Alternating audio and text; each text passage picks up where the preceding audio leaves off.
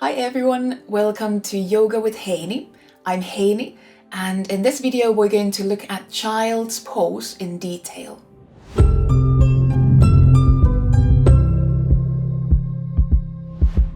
Child's pose creates an opening on the back side of the spine, at the back of the pelvis, potentially some opening in the inner legs, and we are also creating some compression in the backs of the legs. To come into the pose, we could start sitting on the shins, or we might start from all fours. Either way, we are leaning the pelvis towards the feet and then leaning upper body forward, even bringing head down. And you could keep your legs close together. So you could have your thighs, your knees, even your feet quite close together. Or you could opt for a more wide-legged option, so opening knees a bit wider apart. The feet could stay close together. Or you might also try an option where you open your feet wider apart, so there's more of an internal rotation in your hips, in your thighs. It really depends on your hips, your knees, your feet, the structure, and what feels good. So there's no one right way to do this. Try to find a shape that doesn't create any pain in your joints. In general, if we have the legs closer together and lean upper body forward, this creates a more of a rounded shape in the spine. And if the legs are wider apart, like we might call this a wide-legged child's pose, the spine often can stay a bit more neutral, and you might get more sensations in the legs, kind of the inner thighs, hip area. Often we keep the feet, the ankles pointed, so it puts a bit more of a gentle stress, even stretch to the front of the ankles, feet. And if that feels good, then stay with that option. But be aware that there is also an option to tuck the toes under. Sometimes people might get cramps in the feet, or if you just want to give your toes, your feet, a bit of a different kind of stretch, you could tuck the toes under and do child's pose that way. So again, there's no one right way to do the pose.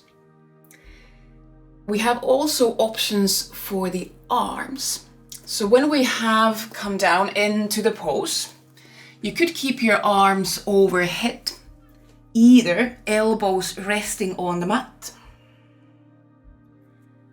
Or if you want to create a more of an active child's pose, you could also actively lengthen, reach the arms forward, so keep the arms active. Head can still lean down, and here you might even gently press down through the hands. But just notice how that feels in the shoulders. You can check there's also no pain in your shoulders when you do this pose. Having arms over the head is again not the only option. You could bring your hands under the head, so use your hands as a pillow to rest your head down. You might bring arms next to the legs, so allowing the shoulder to more rotate inwards. Now that might create a different sensation, not just in the shoulders, but in the back, even in the hips. Or one more option that I'm showing today is in more of a wide-legged child's pose. You might even reach arms between the legs. Some people really enjoy this more of even bigger internal rotation in the shoulders. So you could even bring arms between the legs. So that's one more option. But again, there's lots of options, and you can play with where you want to place your hands, your arms. I suggest finding a shape where you could lean your head down. So it could be that you lean your head all the way on the mat, or like I said, you can bring hands under the head, or I'll show different ways of using other props to support the head just in a bit.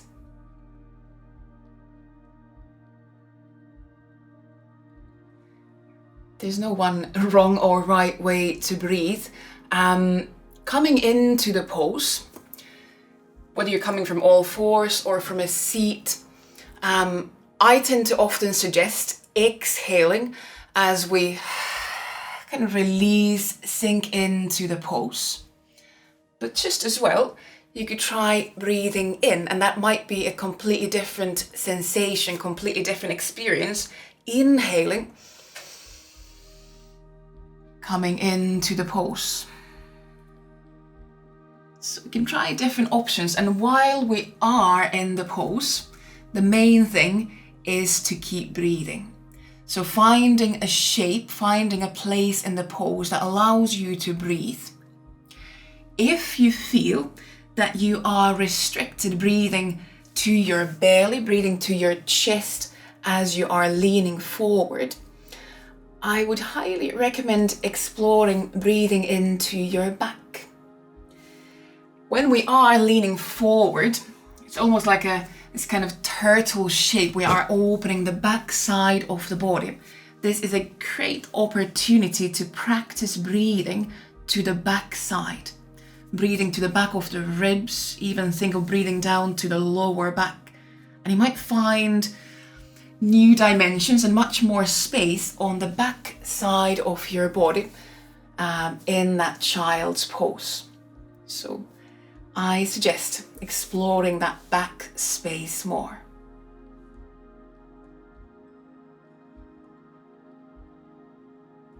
There are lots of different ways we can use props in child's pose, and how much you use the props might depend on what kind of version of child's pose you are doing. So if it's a more active pose, maybe it's in the middle of a vinyasa sequence, there might not be lots of time to gather all the props into the pose.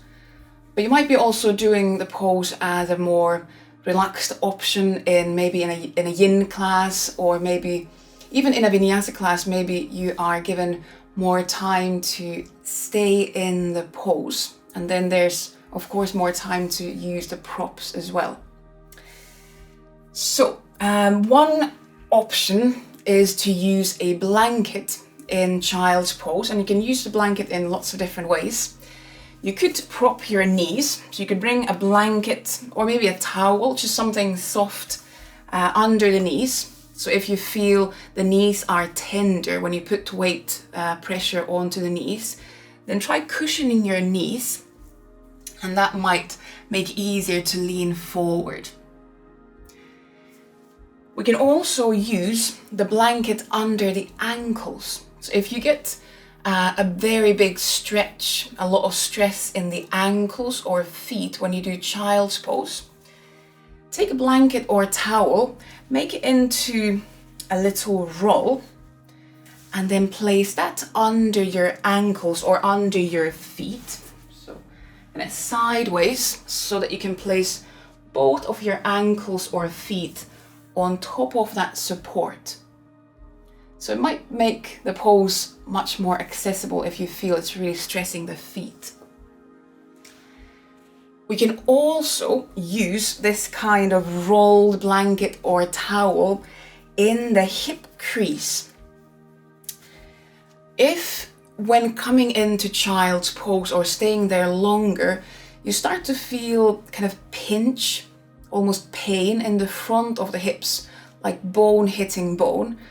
It might be bone hitting bone, so then we can create a bit more space in the hip joint by using the blanket or towel, kind of almost pushing it into the hip crease, so really putting it into the joints, and then leaning forward over that roll. And it just creates a bit more space in the joint, and it might take that pinching, painful sensation away. And you can also do the same with your knees. So if you get pain in the knees, cushioning the front doesn't really help. you could try, again, using this kind of roll behind the knees. So again, really bringing it into the joint and then using it there, kind of between the thighs and the calves to create space in the knee joint. And that might, again, make the pose a bit more accessible, a bit more comfortable, especially if you're planning to stay there longer. You want the pose to be comfortable. So those are different ways we could use the blanket or a towel, especially if you're planning to stay in child's pose longer. Let's say in a yin class, for example, a bolster might be really quite nice prop. We could use bolster, for example, in front of us, under the belly, under the chest, under the head. Or, again, if you feel the knees or hips or maybe feet are a bit achy, tender, then use a bolster between the legs, so under the pelvis, rather than sitting down towards the feet. You're placing your pelvis on top of the bolster and takes pressure off the joints in your legs. And then we can lean forward from there. One way using bolster or some kind of heavier prop in child's pose is on top of the lower back, at the back of the pelvis. It might be a bit of an acrobatic performance to get into that if you don't have anyone else helping you, but you could pull it onto your lower back and then lean forward, so that once you lean forward, you have this extra weight on the pelvis, on the lower back, and it might be quite grounding, and it might release quite a lot of tension in the lower back hip area. And it just allows the hips, the pelvis to kind of settle down into the pose. It's a bit like if you've ever had anyone placing hands on your lower back in child's pose and just kind of gently pressing down. The bolster can do the same job if you don't have another person there to give that adjustment. So that's how we can use the bolster. And then we still have blocks. And blocks could be used, for example, under the head. Remember when I said earlier, you could bring hands under the head, but you can also use a block or blocks under the head. So if you feel that bringing head all the way down on the mat, on the floor, is not working, then you could try a block or even two under the head so you can release the neck. There's some support under the head in the pose. If you don't have bolsters, you can also use blocks under the pelvis in a similar way that I showed using the bolster. So you can place the weight of your pelvis also on top of blocks and then lean forward from there. And one more way we can use blocks, you could use bolster for this as well. Maybe I'll show both variations.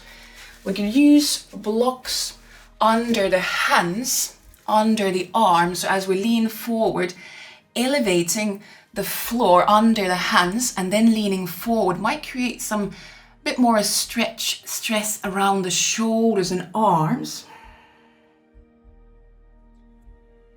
You could use a bolster for this as well. So if you have a bolster, you can bring it now sideways in front of you and then place hands or elbows on top of that bolster. And as you lean forward, bring head between the arms, you are placing a bit more stress on the shoulders and arms. So it might create nice opening, nice stretch around the shoulders, upper back and the chest.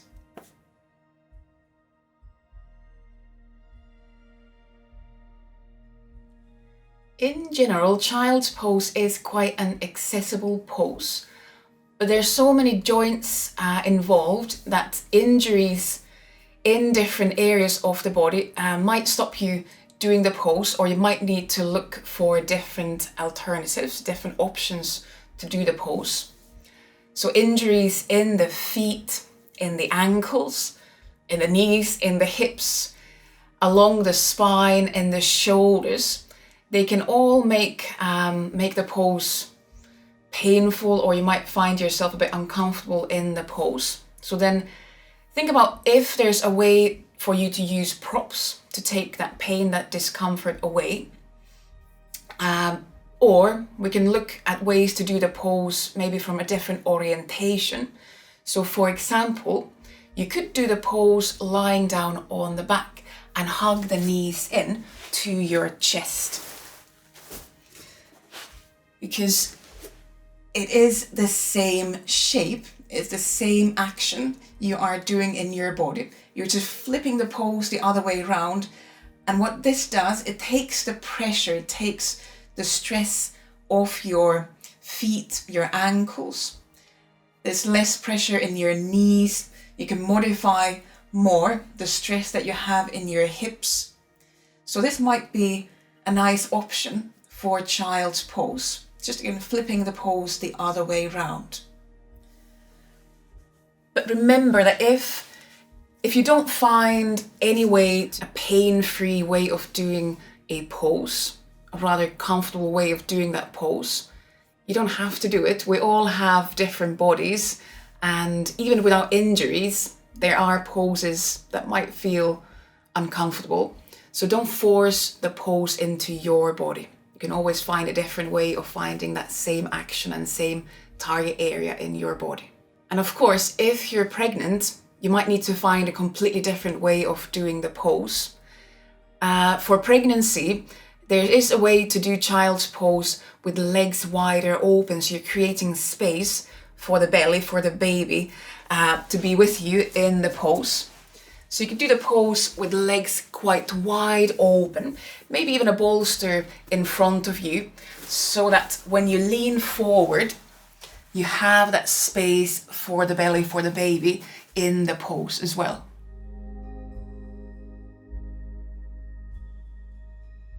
Thanks for watching. I hope you found that useful.